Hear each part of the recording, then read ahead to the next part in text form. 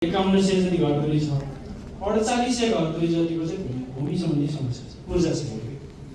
अनि मान्छेहरू चाहिँ भूमिको सङ्ख्या अत्याधिक धेरै छ, झन्डै 95% भन्दा बढी मान्छेको भूमिसँग जोडिएको त्यहाँ समस्या छ भने खाद्य सुरक्षाको सवाल त अत्यन्तै प्रमुख भएर जोडिएर आउने भयो नि होइन।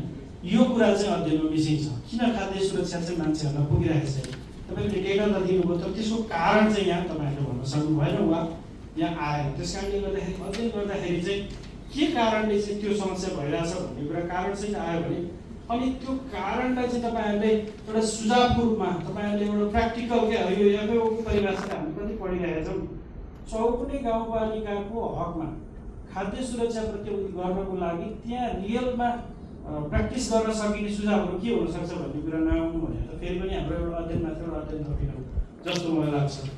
चौकुने गाउँपालिका त्यही हो, केही वर्ष अगाडि चाहिँ विद्या चापागाईले एउटा केस ल्याउनु भएको थियो कथा हेर्ने कथामा, जहाँ चाहिँ दलितको लागि एउटा पोखरी, गैर दलितको लागि एउटा पोखरी र अनि त्यो आकाशबाट झरेको पानी जम्मा गरेर वर्षभरि खानु पर्ने ठाउँ त्यही